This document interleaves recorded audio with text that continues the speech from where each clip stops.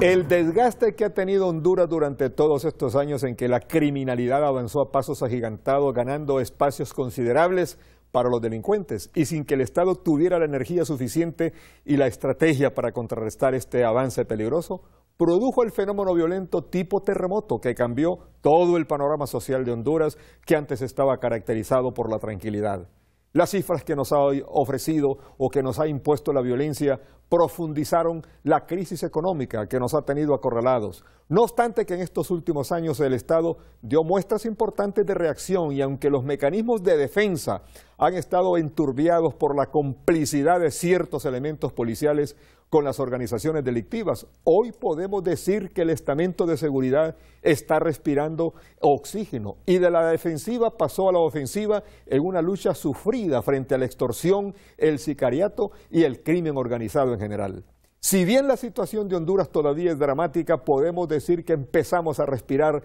el alivio que la ciudadanía ha venido esperando con ansiedad, porque por momentos el pesimismo empezó a campear en algunos sectores que no miraban más por venir que tomar la ruta de salida para vivir en el extranjero. El gobierno tiene una estrategia de seguridad que si bien no funciona al 100%, por la contaminación conocida, empieza a dar resultados. Las últimas cifras del Observatorio de la Violencia de la Universidad registran un descenso de la tasa de homicidios en más de un 10%, lo cual es una reducción apreciable respecto al trabajo de prevención y de confrontación que hacen los cuerpos de seguridad en los lugares donde más se ha afincado la violencia. En realidad Honduras nunca ha sido el país más violento del mundo, como San Pedro Sula no ha sido la ciudad más violenta del planeta. Con todo el respeto que tenemos por la hermana República Mexicana, los estudios que han sido revelados por los analistas del crimen transnacional y de seguridad pública de prestigiosas universidades de Estados Unidos son altamente reveladores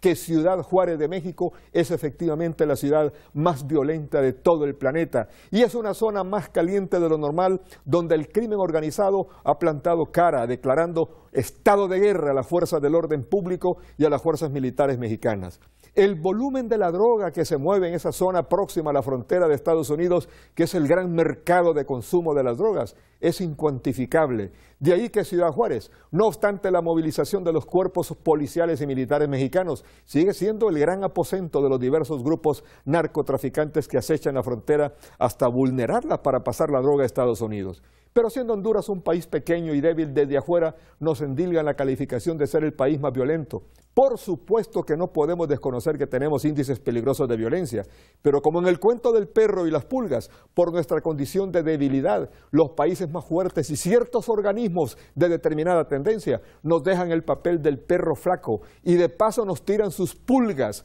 para aparecer el más apestoso entre los países violentos. Y la única forma de defendernos en toda esta situación es plantando cara al crimen organizado, enfrentándolo con estrategia y con decisión, como se está haciendo últimamente. Las cifras reveladas por el Observatorio de la Violencia de la Universidad indican que la violencia ha sido reducida en un 10% en comparación al año pasado, lo que es altamente significativo. Recientemente hicimos ver tanto el Ministerio de Seguridad como el mismo Observatorio de la Universidad la inconveniencia del reproche público del manejo de cifras de la violencia, porque el cruce de datos puede incidir en una percepción incorrecta que solo favorece a los activistas de la violencia. La estrategia del reproche público se convierte en un boomerang contra las dos instituciones que tanto el Observatorio de la Violencia de la Universidad como el Ministerio de Seguridad tienen el propósito de establecer, conforme a las cifras, las estrategias para combatir la delincuencia, la violencia y a los propulsores de los hechos violentos.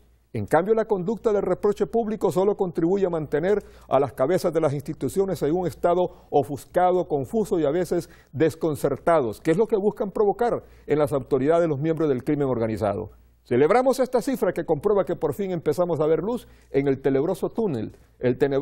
en que caímos por el alcance que logró la violencia impulsada por el crimen organizado. Pero lo más significativo es que con la respuesta de las autoridades y la contribución de la sociedad civil se demuestra que Honduras no está inerme ni inerte frente a la violencia producida por las organizaciones delictivas y no lo estamos gracias a que no obstante todo su poderío, el crimen organizado no ha podido quebrar el principal liderazgo del país que radica en el gobierno.